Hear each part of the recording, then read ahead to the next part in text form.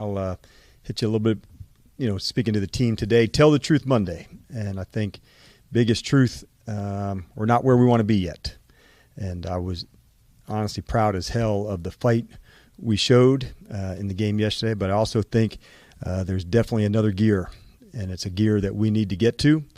And to finish against the teams we know we're going to have to go battle with, that's what we're grinding for, finding that next gear. And leaving the game, I would say, how do I know we're ready to learn that and to get there? And I think 6 of the words I heard in the locker room last night, we're effing going to learn from this. And it was strong, and knowing that we have to be ready to not only play hard, but find these moments that we can go take that next step, take that next gear. And that's what I anticipate us doing, and getting back into the work week and into the process of getting ready for this game. So all that said, Charlie, I'll turn it over to you, and we can get everything rolling. Yeah, we'll go with John Kime.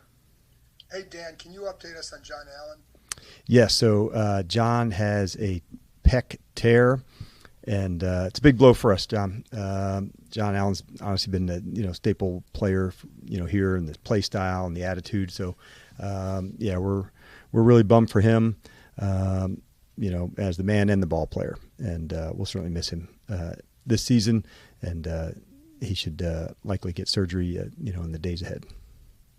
And then when you lose a guy like that, you drafted Johnny Newton, you have to Gary. How do you replace him? What's the plan there? Yeah, for sure. It'll be a multitude of people and roles and how we can feature guys to do that, because John's rare and he's got unique skills and talent. So it's not just plug and play. And the good news, we got a big, deep crew, and we'll feature all of them a little bit differently in finding the ways that we can do that. But, we'll certainly miss John and the strength and the attitude that he brings inside. Thank you. Nikki? Sorry, Dorrance Armstrong, do you also have an update on where things stand? Yes, sorry, I could give you some feedback. He had like a rib or oblique injury, and so they're doing some more imaging on that today. And Javante Baptiste also has an ankle injury that, we'll hopefully get some more information on that. The x-rays were negative, but certainly dealing with, the type of sprains and, things to go. So we'll take a good look at it, Nikki. But both of them weren't able to finish yesterday. And as they're going to, go through the images and stuff tonight and tomorrow, we'll have a better sense for where they are in the days ahead. But definitely was a hard afternoon on the D-line on some injuries. And, that was hard. And with all those, do you anticipate bringing in some outside help to try to help fill the void there? On all three guys, really. Yeah, and we have, we're fortunate that, FA coming back certainly was one to come back off of IR, and some other guys that are here within the program. So it'll be something that Adam and his staff and I will visit with about. But there's also guys here, for this purpose. And when those moments happen, are you ready to deliver? And the team, the example I use most, honestly, Nikki, with the team is Jeremy McNichol. And his ability to step in and go, I think if there was a person that said, this is how you stay ready and your moment comes, you nail it, he's the one on our team right now that comes to mind first. Ben? Hey, Dan, to talk a little bit about the secondary, you guys have used Mikey Sanderstill more on the outside of late, probably just because that's just what you guys need to do for now. Yep. But you brought him in to envision him as a slot corner. Do you ultimately still see him at the slot regardless of how you're using him now? Yes. I think that is probably where Mikey can make the most impactful plays, get a hand on the football. But honestly, when you're a good football player, there's a lot of roles, that you can fulfill and do that. But, Ben, that's still the vision. But sometimes that changes, as you're going through it and you're just finding the best matchups. And I thought outside, this was probably one of Mike's best games. He's done that for, 2 or 3 games now. And so to do that, I thought there were some good signs for him outside. And so sort of to that end, one guy that is an outside corner is Emmanuel Forbes. You guys haven't used him much really the last 2 games, inactive this week. What at this point is holding Forbes back from getting on the field in a significant way defensively? Yeah, and we'll look for that again this week, Ben. Really, honestly, we just wanted to add another defensive lineman up last week. Baltimore, I believe, had used the fewest, 3 wide receiver sets leading into the game. So going in, we thought, man, we just need as much, line of scrimmage help as we could. So we dressed an extra defensive lineman. So it wasn't performance related in that space. And as we get into next week, we certainly expect E-Man to, back into the space and going for it in that way. Just as a quick follow-up, does the fact that he's limited on special teams or maybe not viewed as something that could help, does that affect his status when it comes to active and inactive in certain situations? No, I think it applies for everybody. You're right in terms of the special teams and all hands on deck. But ultimately, the spot for him is outside at corner first. And we got a big, deep crew on the special team side. So it really just came down, honestly, Ben, to they just had a, bigger package of heavier sets of, tight ends, fullbacks. And so that was the only decision, regarding that. Sam?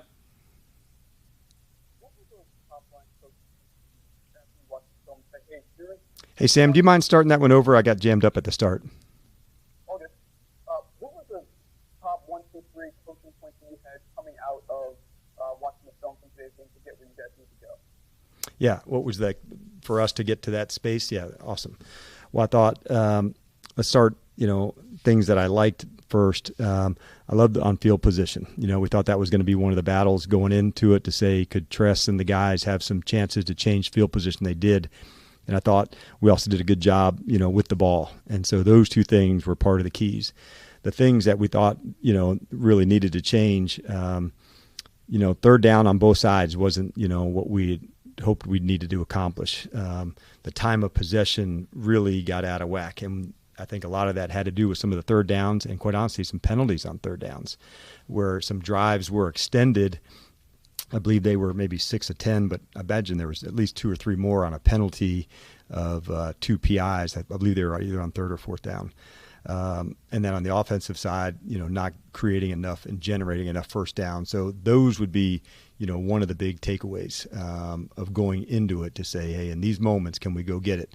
And so the third down was one of the big takeaways for us in this game, both sides of the ball. And kind of more specifically, after you score that touchdown in the fourth quarter to go down 8, did you consider at all going for 2 there? We didn't. We thought as we were into that space, we were still going to it. We knew when we were down 2 scores at the end that we were going to need to score quickly at the end, knowing that we'd use the timeouts and get them before the 2-minute and then get a chance to go. So as lopsided as it felt, I think that was the frustrating, challenging part. Get the field goal, go get a couple stops and make them punt and go take our shot at it. I think that is the one that, leaves us yesterday saying that's the gear we need to get to when it comes time to crunch time to go get this stop in this moment, even when it hasn't gone well. That's the one that, you're leaving the field, wishing for more there. Barry? And you're coming off a loss, but if you look at the standings, Washington is atop the NFC East. I wonder if you consider that a realistic goal to win the division, and if it, even early in the season, is something you put out to the guys as a carrot at all. Yeah, you want to put it out, not now, but at the beginning, and knowing that this is a tough division, but that's always comes first in terms of how you want to play in terms of the division. So I believe we only had one so far, division game. So as you go and you get into those games, that's when you get to really talk about the matchups and why they carry so much weight. So honestly, we don't really talk much about expectations, and then we don't put a lot of stress on that. What we do put a lot of stress on is how much better we can get. And it's just, can you get better? Can your unit get better? Can we do that again this week and going through the process for that? So we don't try to get jammed up on expectations or things are down the line or any of that. We just try to dig right into this week and say, this is, we're based on improvement. It's like a lifestyle we live here, man. Like, can you get better? Can you dig in further? Can you get to that spot? And so that's kind of the stressor that we go, not on outside expectations. I recognize the question about the division because it is really important to talk about that, but you don't really talk about those until you talk about the division games when you're playing in them. Sure. So just internally then, I wonder if that goal, that big picture goal, feels any more realistic after 6 games than it did before you had played a game and you didn't really know how your team would respond to stuff? Well, I think we're probably also talking a little bit about like what we want our identity to be. And we faced a team yesterday that's had an identity that's been entrenched for a while. And we probably recognize, the biggest truth, we're not where we want to be yet from that. And so before you can do a lot more, you got to get that part under. And you need fights like yesterday, man. I'd love to tell you they came in good when you're being able to pull some guys in the fourth quarter, but like you need to be in these hard matches that suck and you're pissed at the end because you didn't make the play that you needed to make. But that's what an identity is all about. They're not formed like when you're rolling. They're formed in these tough, close games, and we're going to be in a lot of close games this season. And I want us to feel like, hey, man, we're down for that fight. And when it gets close, like that's where we're in our element. And we got to be in those ones. And we took an L yesterday in a close environment, and we got to learn from it. Thank you. Welcome. David Aldridge. Hey, Dan. What have you seen in terms of Fedarian's development over his first 6 games in terms of him maybe having to step up and take a little bit bigger role now? Yeah, I really felt that I can feel his length and the strength, especially when he's at the nose tackle. That's where I feel like his best stuff is, the combination blocks. And so sometimes some of his best plays have been when he's taken 2 and it allows Luvu or Wagner to go. So it may not show up on the stat sheet, but it does show up in the meeting room. And so that's what I love when he plays square and strong and he can get guys locked out. Those are the moments, David, that I see him. I saw it yesterday. There was a power play and Derrick Henry running right in the A gap, squared, knocked the center back, holding them back, made a tackle. Like those seem like simple plays, but they're not easy. The other question was about Austin. You had some uncertainty at that position when you brought him in. What has his consistency allowed you to do in terms of deciding go, no go, and different things that you have to decide based on the kicking game? Yeah, it was. It's a big deal, and you're right because you've had a front row seat at some of the turbulence that we've had into that space, and so yesterday we had missed the one at the end of the half, but no one coming back out. We gave him a chance that I think it might have been a career long going, in that direction, and so we wanted to say, man, like we have belief in you. And go hit it like you have, because he's really done an excellent job here in practice of being detailed and on it. So I wanted him to know that there was no less belief on a long kick than there would be on the next one. And so it was as much belief as it was, this the right call to make into this space. But I also wanted, it might have been a little bit of a stretch further than we had allotted to, but I thought this is the right time to push someone and to tell them there's belief there. You're welcome. Yeah. Hi, Dan. After week 1, everybody was talking about Jaden and can't run so much. Let's see him develop as a passer. And from week 1 to where we are today, the improvements and the growth have been very visible in terms of him being a passing quarterback in this league. What's impressed you so much about his growth as Jaden Daniels, the passer? This would sound unusual, but there were a couple of plays that took place in the 2-minute yesterday, I think both before the half and maybe even one at the end of the game, throwaways. And this was, an instance where there wasn't much time left at the end of the half. There was a one outside to Austin where it wouldn't have made much of a play, Scott. And so in that instance, the better play, it's incomplete to go fight for another one. We still had a timeout that we could use. So the football intelligence that he brings into the position is really strong. I think all of us felt that early with him, but I love the fact that when he's in these spaces, the 2 minutes at the end of the half, and then it wasn't quite 2 minutes at the end of the game, but we had to go score and get down the field to go, of like the decision making there. He did a really good job of taking care of the ball, the right decisions, where's the location. I thought some of the best rips of his season actually happened yesterday. And some tight windows throws. The touchdown to Terry in the corner of the end zone on a 4th down play was just fantastic. So I thought moments like that, were ones that I said, okay, like he's really dialed in and he's thinking about the ball and thinking about decision making, and like that's not just throwing it well, like that's playing quarterback well.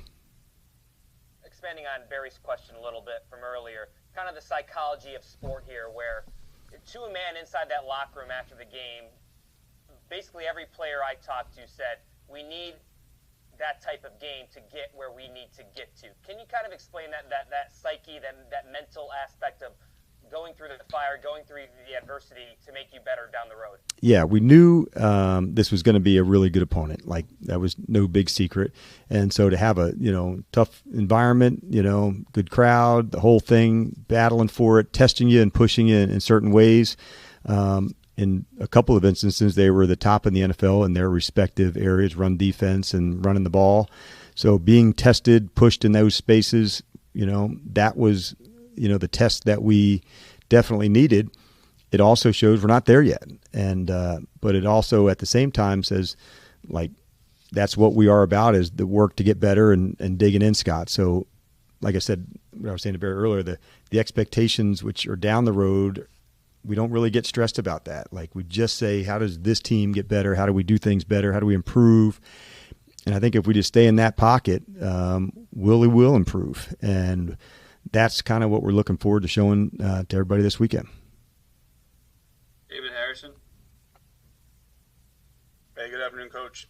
2 weeks in a row now, your offense is Jaden has faced 40% pressure rates or higher, hadn't hit 40% the rest of the season before that. What do you attribute that increase in pressure rates to? You're saying we hadn't hit that before, during this season? 40% pressure rates on Jaden before Cleveland, and now Cleveland and Baltimore back-to-back weeks. Okay. Well, I would say I'm not surprised by Baltimore. I would have thought Tampa would have been up there because I thought they had a higher pressure rate, but maybe they didn't. I knew Cleveland would play a lot of man-to-man, and that was one of the emphasis during the week to go, hey, we play more man-to-man, beating man-to-man. That would be a big deal for us. In this instance, I thought Baltimore had a good complement of both. They had a pressure package, good run defense to go. But I think it's kind of by game, Dave. I think that might be more coincidental than not, if that's what the numbers showed. We haven't dug into Carolina yet in terms of how much they pressure and how much they don't. But at the end of it, I do like that we have a big, deep playbook, and, however teams want to get down, like, we're ready for that. We like to tempo some, and that can help on that side of things as well. Yeah, and to that point, Coach, Jaden Daniels, like the two games you guys have played so far that had the most national attention, obviously this weekend, but then Monday night against Cincinnati Bengals just happened to be Jaden's best passer rating so far of the season. What does that type kind of data tell you about your quarterback? Well, I think in the biggest lights, it shows that he really stays grounded, prepared, doing all the stuff to go. And it's really one of the teammates. That's really one of the reasons his teammates and staff think so highly of him, is they know the work that he goes to put in. Leaving yesterday, you could tell as the competitor, he and his teammates, were pissed, and had nothing to do with how do I say it? It had everything to do with Baltimore, but nothing to do with Baltimore, meaning we really, didn't, have our best spaces in sometimes. And, like, it hurts, but they are things you have to go through and learn. But some of Jaden's best throws did happen yesterday on some tight window throws to Noah, to Terry, and on the sideline. Like, those were some really big-time throws. And he kind of just shows those on a regular basis, where it's being normal for us because we get to see it on the regular, but they're not easy. Thanks, Coach. You got it, Dave. We're getting tight on time. Let's go Candy and then Donna. Hey there, Coach. Good afternoon. On the pass interference calls on Benjamin St. Juste, what did you see happen there? And is this something that you can kind of help educate Benjamin on, or how does that just I think so. I think so. And I think maybe on one where if you grab a hip, an official could see that. I think that's what we saw on the one that was on the blitz. And then the one on the sideline, I don't have a lot of information on yet from the views I had. I thought he was in pretty good position, and it seemed like the player was going to the ground. And sometimes, Candy, just going down and falling can seem like a foul. But I don't have a good explanation on the second one. But on the first one, I think just when you spin and grab from a hip to spin, that sometimes is the thing that can get flagged and what the official could see. All right, thanks, Candy. Hi, Hey, Donna. You talked a little bit earlier about the next gears that you want to see. What are some of those next gears that you want to see on both the offense and the defensive side of the ball? Yeah, we love when our line of scrimmage stuff is really hitting the marks, and that's the run game. And we felt like even though Baltimore, is an excellent running team, that we still left some work out there for us that we need to make sure that's always part of our combination, the runs and the play passes. We love when the completions and the runs are over 55 in a game, and in this game it happened to be in the 40s.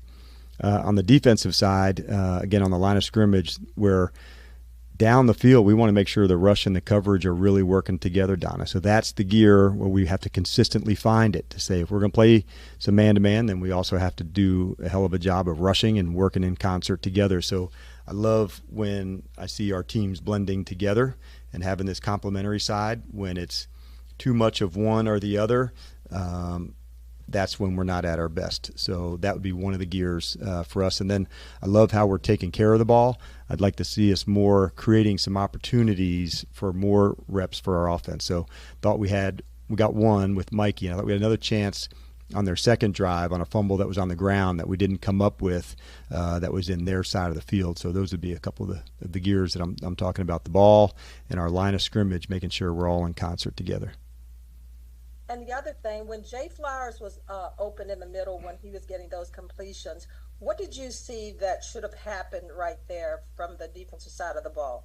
Yeah, and some of them were just in, honestly, a tough spot, Donna. You have to be vulnerable if you're going to load up on the run and basically isolate things outside. So that's part of, doing business when you're going to load the box against Derrick Henry and Lamar and others. So finding that balance and being able to stop, the run with a lighter box, it's a challenge against Baltimore. And you have to pick your poison, so to speak, to know when to go take your shot. And so, that going into it, we have to say, okay, when do we want to go take our shots and when don't we, so we don't put guys in a tough spot all the time. And that's the big challenge when you face them. All right. Thanks, Coach. All right. You guys have a good one. We'll see you Wednesday.